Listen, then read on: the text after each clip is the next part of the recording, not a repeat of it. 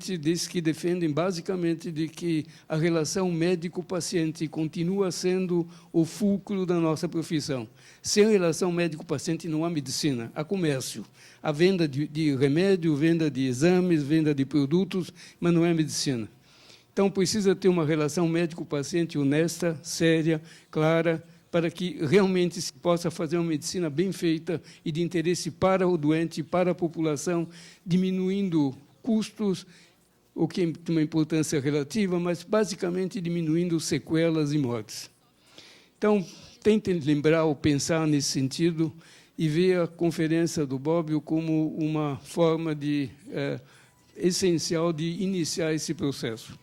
Marco Bobbio, para quem não conhece, é professor de cardiologia e de estatística no norte da Itália, numa cidade chamada Torino, e foi envolvido com o programa de transplantes cardíacos. E tem vários livros publicados, um dos livros, inclusive, que até eu não li, mas eu gostaria de ler, é o livro que trata exatamente a respeito de uma análise daquilo que são os trabalhos científicos e a implicação, a forma desses trabalhos científicos serem aplicados na prática médica. Certo? Uma análise do ponto de vista do médico estaticista. Certo? É uma coisa muito interessante, porque hoje em dia nós estamos muito vítimas daquilo que chama ditadura do P menor que 0,05. Quando você tem um P menor que 0,05, está tudo certo. E se esquece uma coisa fundamental, de que cada um de nós é um. Não existem dois seres humanos iguais no planeta Terra. Tem 7 bilhões de pessoas, cada uma com o seu perfil físico, psicológico, fisiológico e genômico, né? No sentido de que o tratamento que se faz dentro de protocolos, dentro de guidelines, serve como uma orientação, mas não pode ser aplicado de uma forma indiscriminada. O que precisa, portanto, é uma medicina personalizada. Eu vou passar a palavra agora para o professor Marco Bobbio, deixando claro que, ao término da apresentação dele, eu vou deixar alguns minutos, 15, 20 minutos, abertos para perguntas. Quem quiser fazer alguma pergunta, alguma observação, por favor, fique inteiramente à vontade. Aqui não é uma reunião formal, é um bate-papo entre amigos. Certo? Então, façam perguntas. Se quiserem fazer pergunta em inglês, vocês fazem. Se não quiserem, façam em português, que eu traduzo para ele em italiano, evidentemente. Certo? Que é muito mais fácil para mim do que traduzir em inglês. Certo? Então, fique à vontade. E, no fim, ainda vamos ter um breve bate-papo e depois vamos nos encontrar lá no 5º andar para realmente celebrar esse encontro. Muito obrigado. Professor Marco Bobbio. Coraggio. Well, tonight I will introduce you to the history and the philosophia of slow medicine. So, from what point we started? We were a group of physicians, a group of friends, physicians and patients, and we started from some considerations. So people, something that anyone knows now, people live longer. Many diseases that were incurable now are defeated. So every one of you knows it. Patients are more aware and informed. Treatments are more efficacious. Services are most accessible. Diagnostic tests can explore any part of the body. Labs can analyze thousands of substances present in the blood. So we got in the last 20, 30 years in enormous progress. But for any progress, there is also a drawback. We found, discussing with a group of friends, as I told you before, that medicine is filled with inappropriateness, wastes, conflict of interest, and mental models that induce professionals and patients to consume more and more healthcare services in the illusion that it is always better doing more for improving health. And so we also considered that the interest of today's medicine is mainly focused on technologies, as Dario said before, while the person, along with the relations with his or her family and the social environment, are completely neglected. So we look around what was going on in the international literature. And we saw that in 2002, in the Italian Heart Journal, a cardiologist, who I know him pretty well, invito alla slow medicine, convite para slow medicine. And he was starting to think about a medicine that could reflect on what it's doing. Then we went on and we found 3 books that has been published in the last few years in the United States. God's Hotel by Victoria Sweet, My Mother, Your Mother by Dennis McCullough, and Knocking on Heaven's Door by Katie Butler. All the 3 American books independently used the word slow medicine. They used mostly the word related to the end of life. So how we can slow the treatment and the diagnostic processes at the end of life of a patient. While in our concept, slow medicine has a more wide acceptance. Well, I'd like to spend just a few minutes to remember Dennis McCullough, that he was an passionate supporter of slow medicine. He's one of the writers of the 3 books.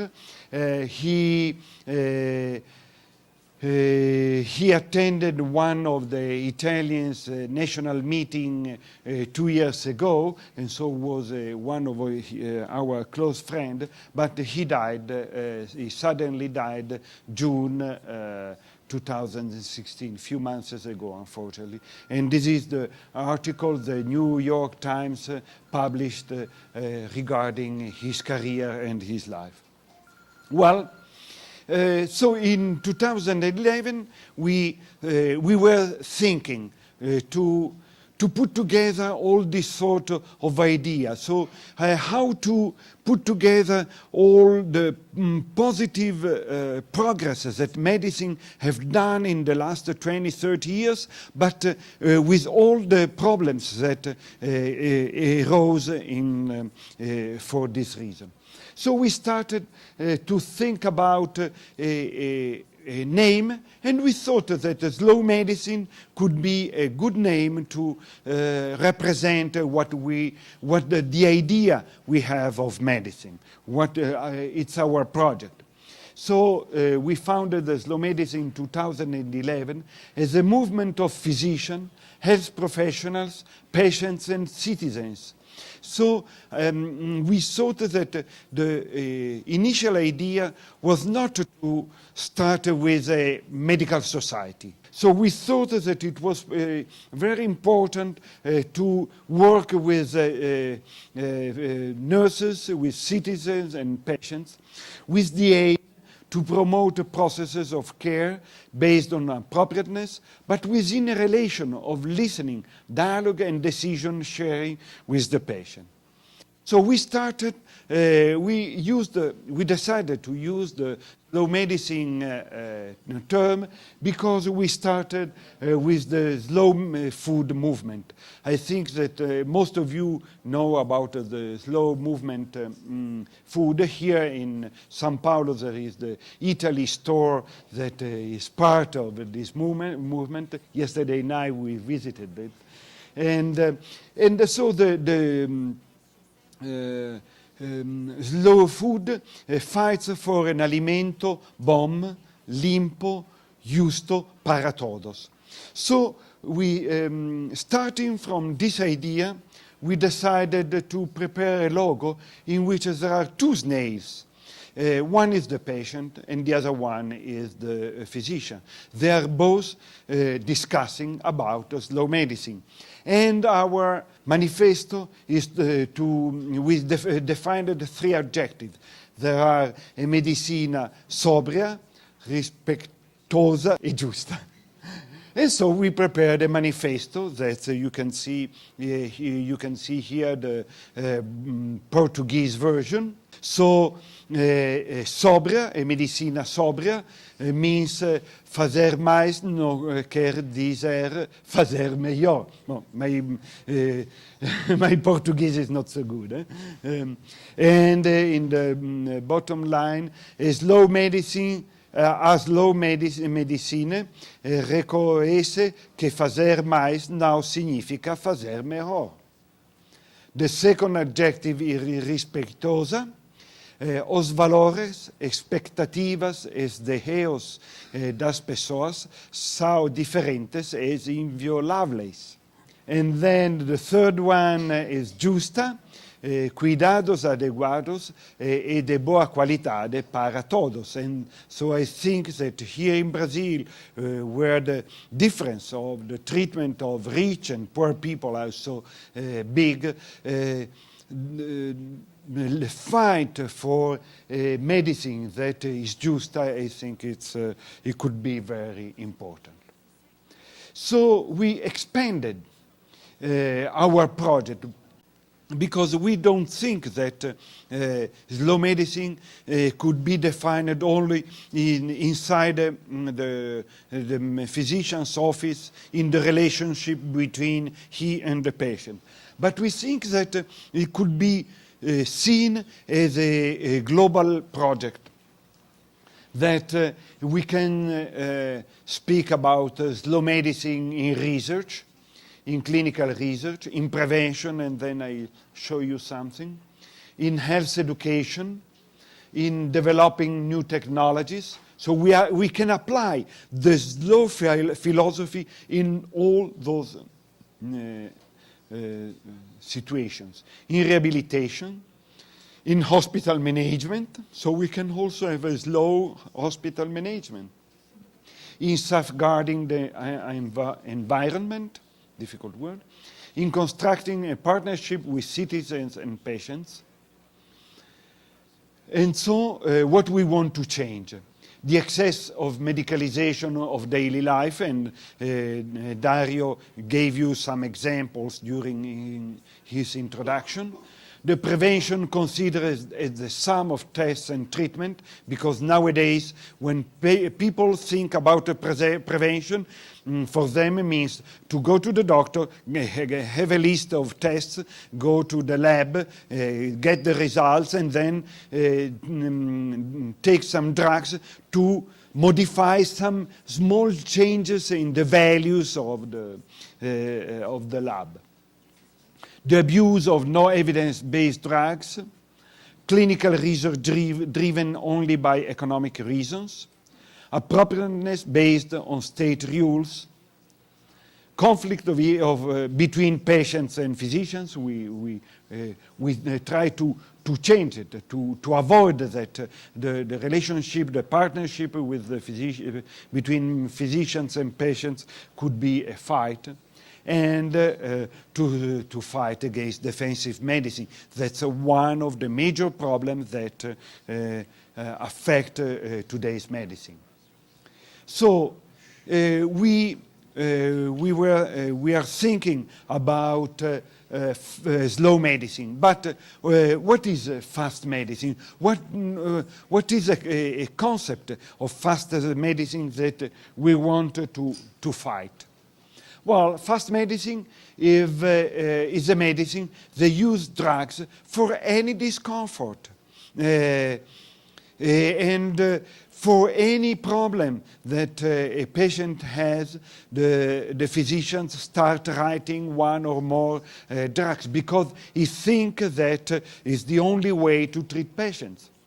So fast medicine is a medicine that subdivides patients into different specialists. And so there is nobody who can take care of the patient as a whole. And so you know from your experience, of your everyday experience, that any specialist add a new drug. So if a patient goes to 10 physicians, to visit 10 physicians, he gets 10 different medicines or more that are added one to another. And there is no one nowadays who is taking care of the patients and as a whole. Does help patients to responsibly decide for their own health. So is a medicine that impose what the patient have to do, endorses the concept that doing more is always better. I said it before. Is diseased and not health-oriented. So a medicine that think only about a disease and fight about a disease, and it doesn't fight to keep patients healthy. So I'm sorry, that's a pretty small slide. So we can make a comparison between which is the mechanical model that is disease-oriented and the systemic model that is health-oriented. The method. In the disease-oriented view, the method is reductionist, based on the principle of a classic science. Instead, in the health-oriented model, is systemic. The method is systemic, based on the principles of complex systems. In the first model, physicians observe and decide. In the second model, physician informs, guides, and advise. So it's an advisor for the patient. He does not impose what he has to do. Also the patient, in the mechanistic model, it's a body to investigate that works as a machine. And so if one organ doesn't work, you change it. Like to change some part of your car. Instead, in a systemic model, it's the patient is a unique and unrepeatable resource that thinks, produces knowledge, emotions, and feelings. And what Dario said, that there are no patients that are one similar to the other. Anyone is a person that needs a different approach. Objective. All the mechanistic model is oriented towards symptoms control. In the systemic model, based on priority, expectations, and patient preferences. The treatments are based on the correction of pathophysiologic mechanism of disease, but is a systemic model is based on all factors that affect health. What about the care? On the mechanistic model, the care is foresee specialists who often work alone. Each specialist looks after its organ. Instead, in a systemic model, the care is professionals who work in teams and exchange information. The decisions are defined by standardized procedures and protocols. In the systemic model, personalized, mediated by scientific knowledge and context. So, in slow medicine, we think that evidence-based medicine and scientific medicine is the base for every decision. What we should do, we have to go beyond evidence-based medicine, so we have to apply evidence-based medicine to any single patient. So we think that evidence-based medicine should be considered the base for our reasoning. Results are based on linear relationships of cause and effects, static, isolated, repeatable, and reproducible. And in systemic model are based on dynamic systems, unstable, interconnected, multidimensional, open to change. And evaluation, quantitative analysis focused on the media, pursuing standardization.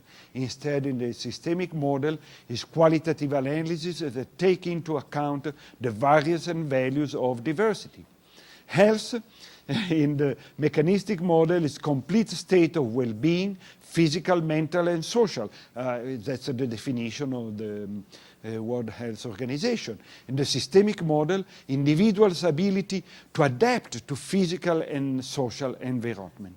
So you see that the structure, the mental structure of slow medicine is completely different from the medicines that we used to. But we are working inside the scientific model. So we also define which we called the 7 poisons of fast medicine. So 7 aspects that are common aspects that are shared by most of the population that they harm our way of thinking. So I think that most of physicians and patients too think that new is always better. No, we think that new sometimes is better. And anytime new is better, we have to apply to our profession. But not always new is better. All tests and treatments used in medical practice are effective and safe. That's not true, because we know that there are side effects, there are false positive, false negative results. So as slow medicine, we use all the tests, all new tests, but only if we know exactly how to use them. Technology, we solve every health problem, but we know that sometimes technology creates new problems. And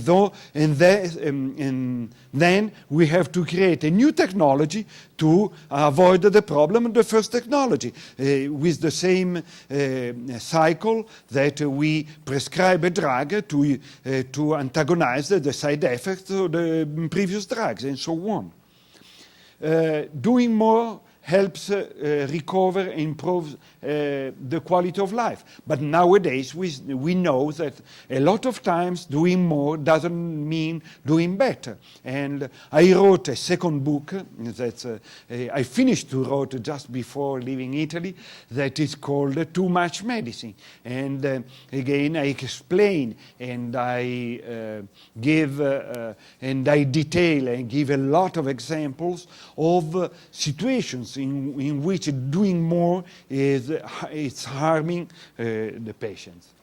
Early identification of a disease is always better, but it's not true, because sometimes if you treat a disease that is not so severe, you offer to the patient, you give the patient a lot of side effects without any result. The risk factors have to be treated with drugs, but we know that a lot of time a change in the lifestyle can resolve your problems.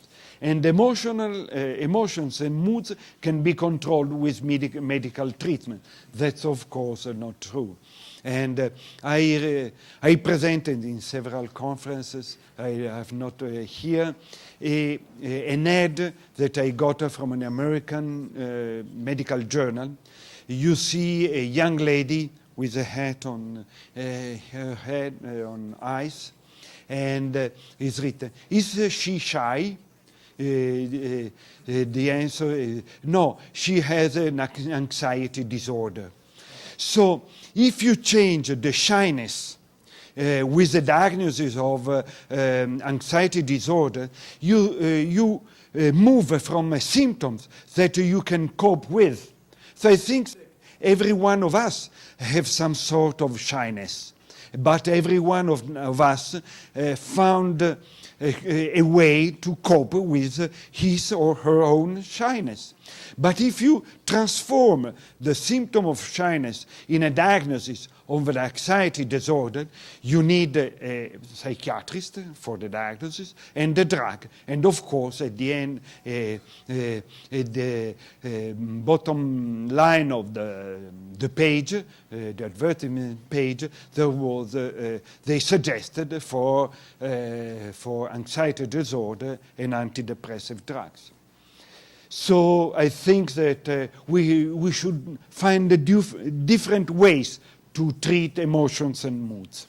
So 10 minutes more. Okay. So slow medicine in the last 5 years became an association, a website, then a manifesto, that the one I showed you. There is also the Brazilian version. We have already 6 different languages. A book that will be translated shortly, and here there is Francisco Sampaio. I saw here around the publisher who is going to translate, market it next year. It's a net of scientific societies and hospitals. It's a Facebook group and a project involved the International Choosing Wisely project, and I'll give you some information at the end of the conference. Okay, it's something that expanded. So we started from a group of physicians. They were sharing some problems they had with today's medicine, and became a big movement, in international movement. It doesn't go, okay. So now we just started 1 month ago to launch il lanzamento of a prevention program that we called Cultivamos a Saúde. Cultivamos Saúde. So not a prevention, because when we speak about prevention, is to stop smoking, stop drinking, stop having sex, stop having everything. It's fine. No, everything patients like have to stop. Instead, why don't we think in terms, in a positive way, a prevention positiva? So something enjoyable, not something that we have to avoid. So we have to think about o valor de saúde. Uma ideia saudável de saúde a crescer juntos. I don't know, I make the translation through Google Translation, so I don't know if it works. But next time, no, because I didn't ask Dario to review my slides, because I added this slide 1 hour ago, so I didn't have time. Well, but you understand, you are smart guys. So that's the reason why I wrote this book. I wrote this book before slow medicine, the slow medicine movement started. And Il Malato Immaginato, and the one that has been translated in O Doente Immaginado. So just 2 words to see. What does it mean, O Doente Immaginado? O Doente Immaginado is a person who doctors and industry expect them to be. So is a person who buy a lot of drugs, do a lot of tests, so is a consumer.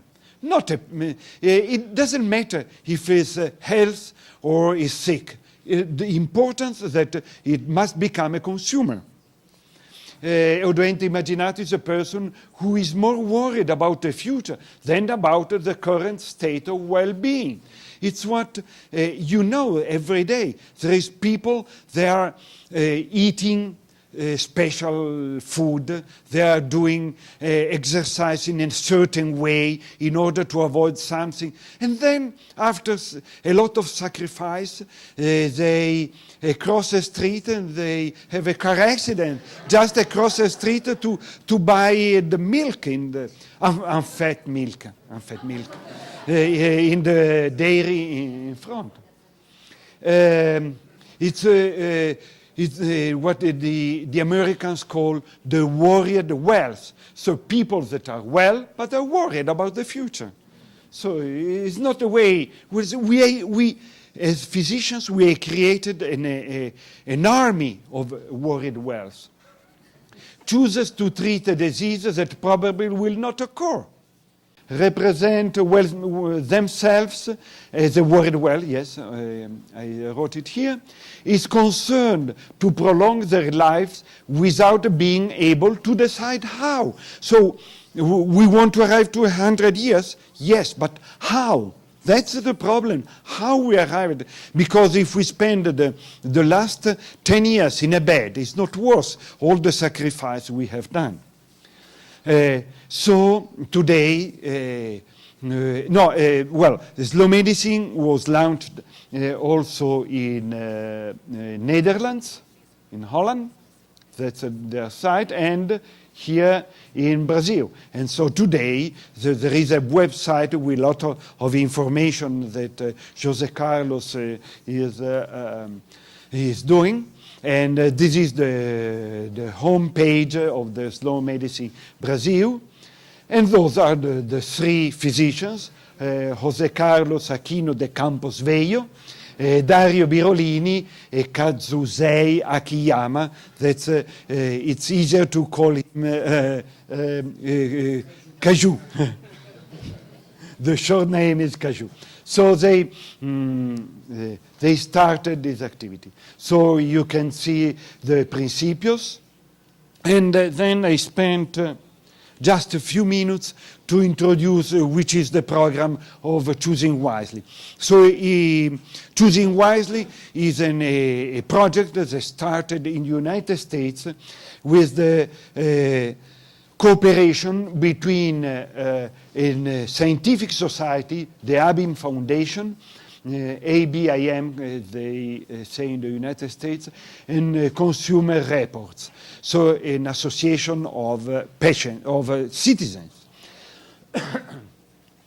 It's an initiative that helps physicians and patients to engage a conversation about the overuse of unnecessary tests and procedures, and support physicians' efforts to help patients make care choices based on clinical evidence on their preferences. So the campaign is based on the idea that specialty societies develop a top 5 list of health procedures of which physicians and patients should discuss, because they could be unnecessary and potentially harmful.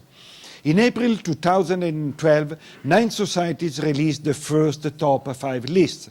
To date, nearly 70 American specialty societies have joined the effort and released more of 300 recommendations. The third recommendation to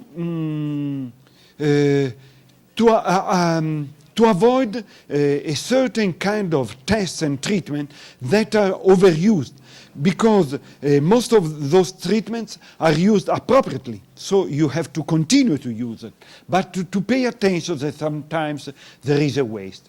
So what Choosing Wisely adds to our way of working as physicians? Involve patients' representatives, increase public awareness of the issues, ensure patients are well informed, encourage better conversation. So let's go. So we in May we had the 3rd International Choosing Wisely conference roundtable in Rome. And so we had also one representative of Brazil. That's Guilherme. Don't remember the last name. Anyway.